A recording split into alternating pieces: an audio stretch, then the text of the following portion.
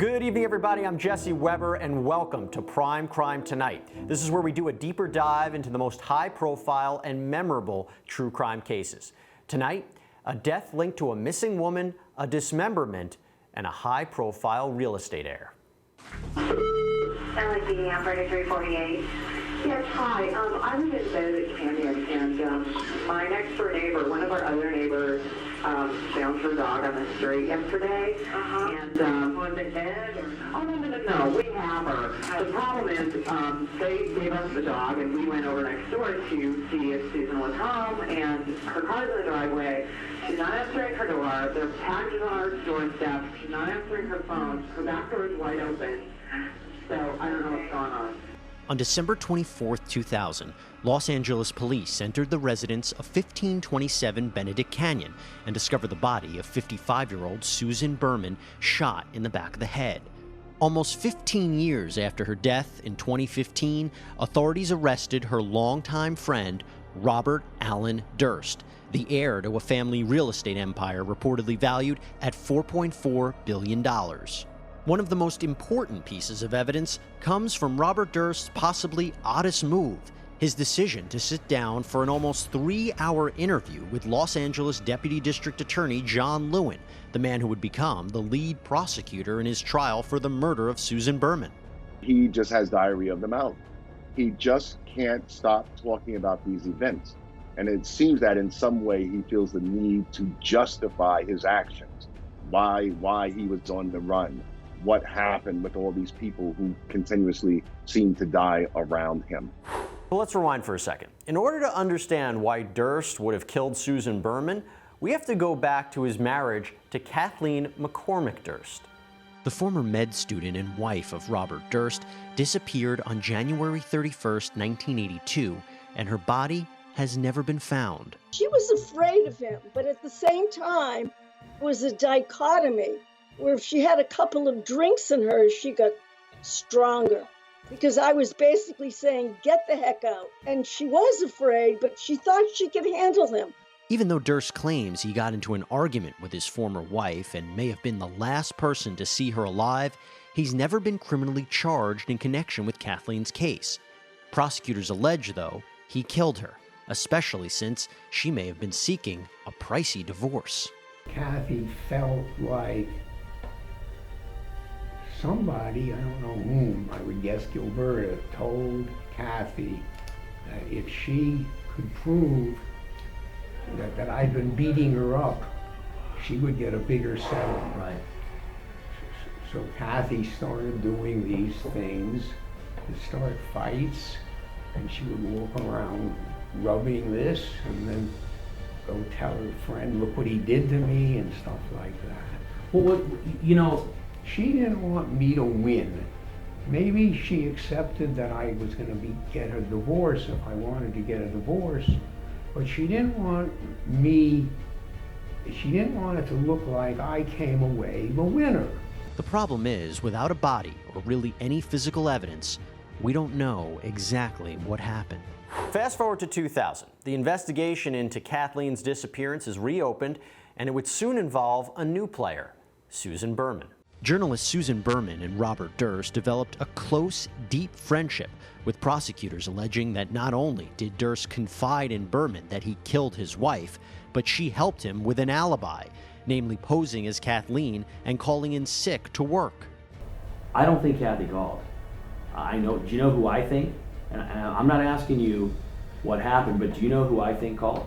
Any guesses? The movie and Andrew was under the opinion it was Susan Berman. Yeah, and I wanna ask you something. And again, we're not talking about what actually happened, but let's say you would have come to Susan, okay? She would have said no. She would have said no? She would not have risked her life for something like that.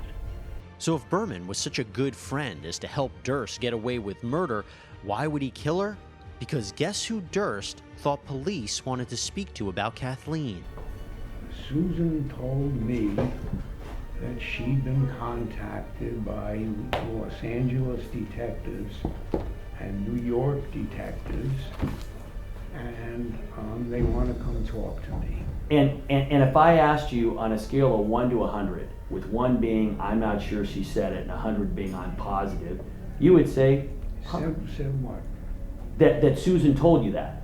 Yes. 100, right? Susan definitely told me Okay. that she'd been contacted by I'm them. gonna tell you something. That wasn't true. They had not contacted her.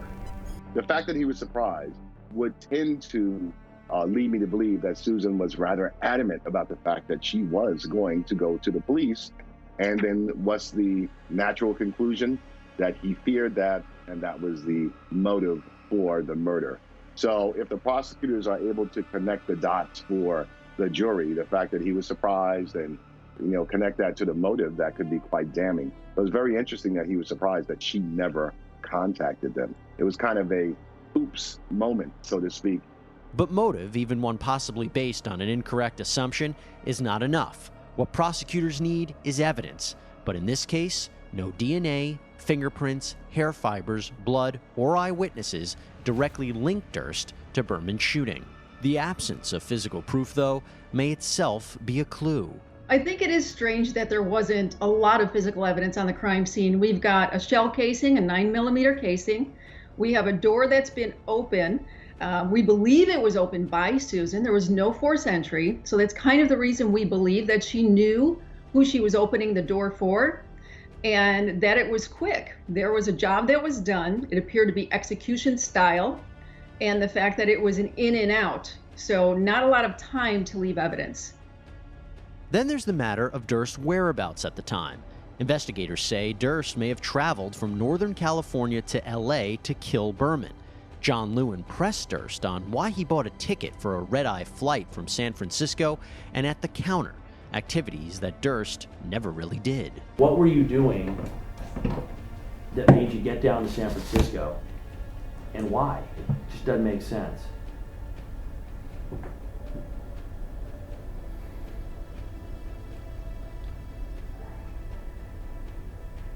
I was just trying to understand it. I didn't get it. Yeah, I hear you. I'm just not gonna be able to answer that because I just don't. Okay, that's fair. But you agree it's hard to explain. Unusual.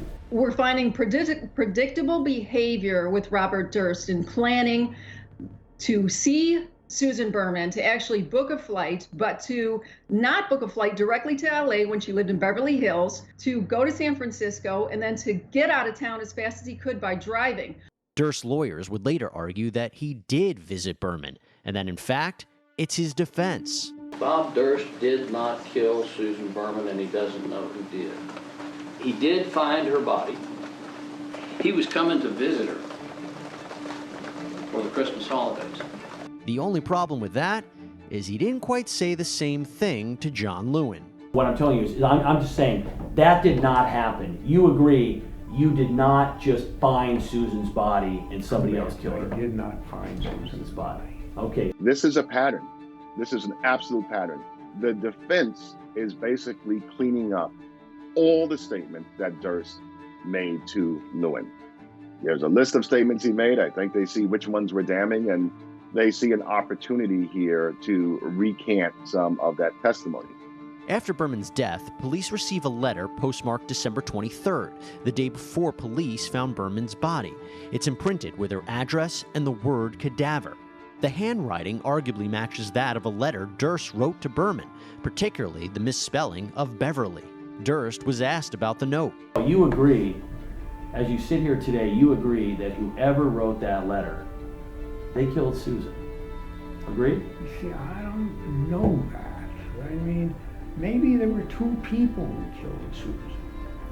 It doesn't have to be one person. There could be two people. One person could go into the house to shoot Susan, and the other person could be the driver. Okay. No, let me. This is what I mean.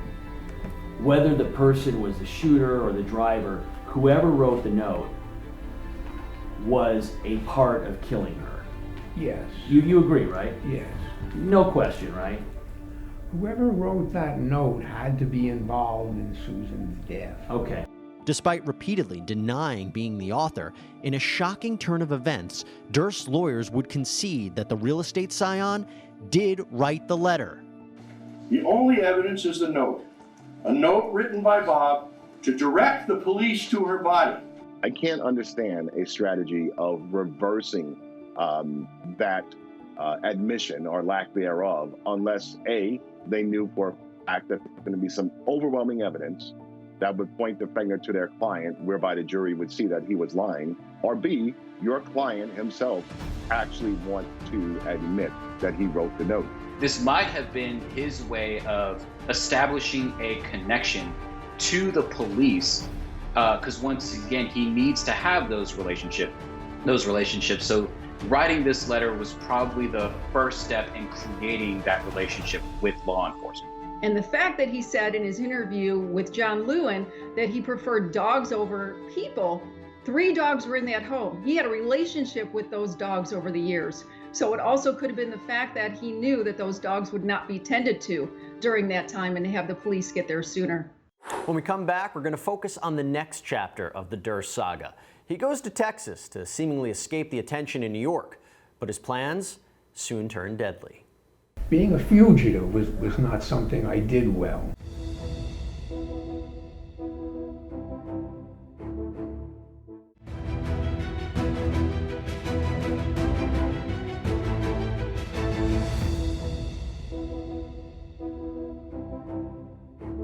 If you had killed Kathie, would you tell me? No. Okay, you know what? If you had killed Susan, would you tell me? No. After the disappearance of his wife Kathleen and the death of his longtime friend Susan Berman, real estate heir Robert Durst finds himself down in Texas. Now, if the goal was for him to lay low and escape the media attention, things couldn't have gone worse. Investigators believe Durst went into hiding in Galveston, Texas, by posing and even dressing as a woman. But they say one man figured out Durst's identity, his 71-year-old neighbor, Morris Black. What do police say Durst did? That he murdered and dismembered him. A father and son who were fishing on Galveston Island, and there were several trash bags that they found floating in the water that were each contained a body part. There was a severed leg, another severed leg, severed arms that were in separate packages, and then there was the torso, but there was no head. In his explosive trial in 2003 for the murder of Morris Black, Durst took the stand and claimed he shot and killed his neighbor in self-defense, but admitted he did chop up the body in a state of panic by using knives, saws, and an axe. Dismembering someone is a physically and emotionally challenging behavior. The person has to have an intense amount of physical strength in order to accomplish that task. But they also have to have an emotional strength where the idea that you're cutting off limbs of a person and you are the hands that are doing it plays a heavy toll on someone. And so what I would say is that it is unlikely that this was the first time he had ever engaged in some kind of dismembering, whether it's dismembering of an animal as a child or something like that, in order to truly accomplish the goal. The jury would acquit Durst of the murder of Black. But for whatever reason, the jury really bought this. And it's rather interesting, and I think it goes to the fact that why Durst keeps talking. He is somewhat persuasive, and he's a compelling figure. And I think the jury just bought into basically his arguments. And perhaps that's why we see the behavior in him that we see now. Some say the Morris Black case, though, may provide insight into what happened to Kathleen Durst, and that presuming Robert Durst is the killer, he may have dismembered and discarded her body as well. Cutting somebody up with a saw is a really difficult thing to do. I agree. And you've done that now twice, correct? I'm not going to go there. Okay. All right. Once. Okay. I gotta ask.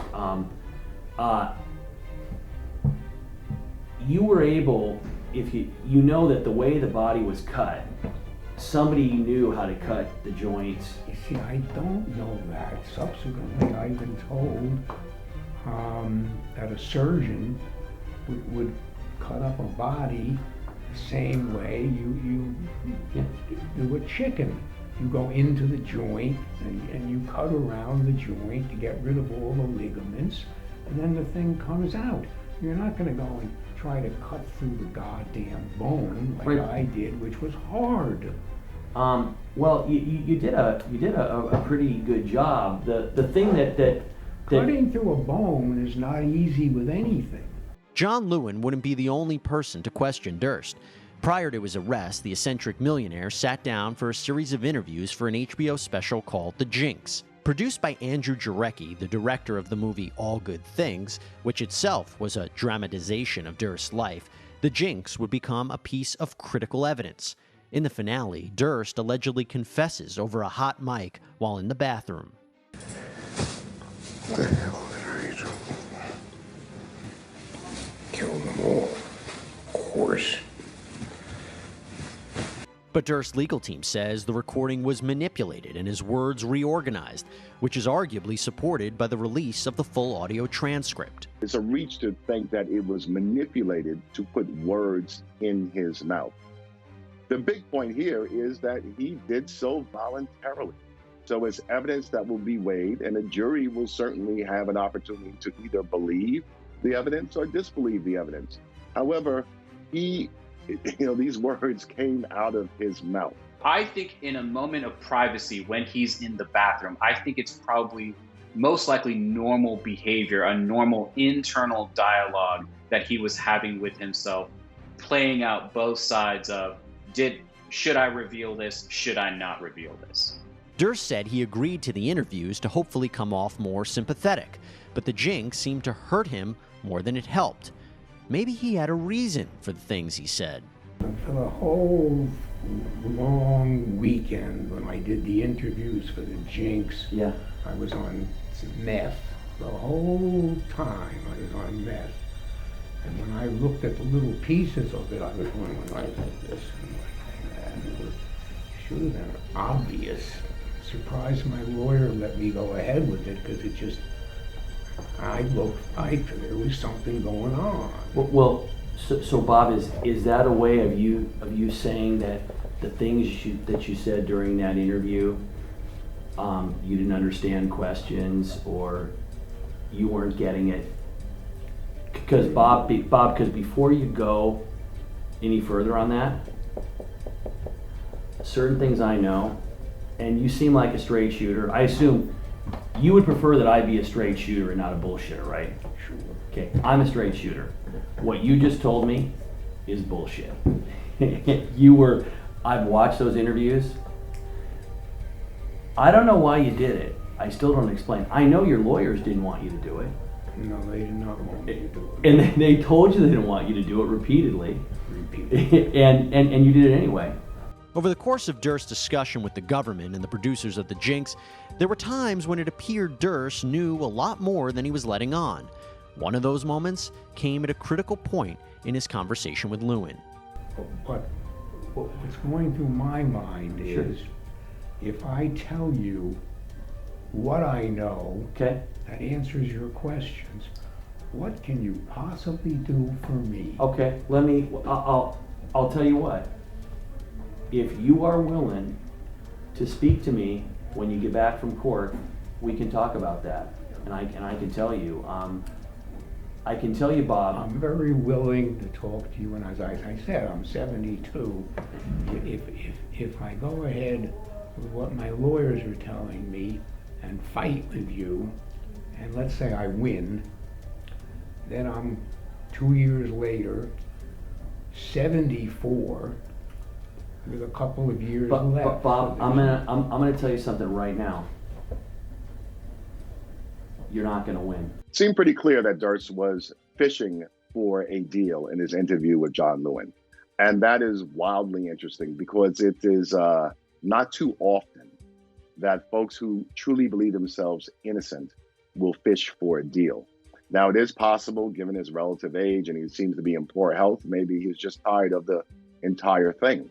However, the same thing could be true if he actually committed these crimes. He's been on the run. He's been involved in some way, shape, or form the deaths of several people.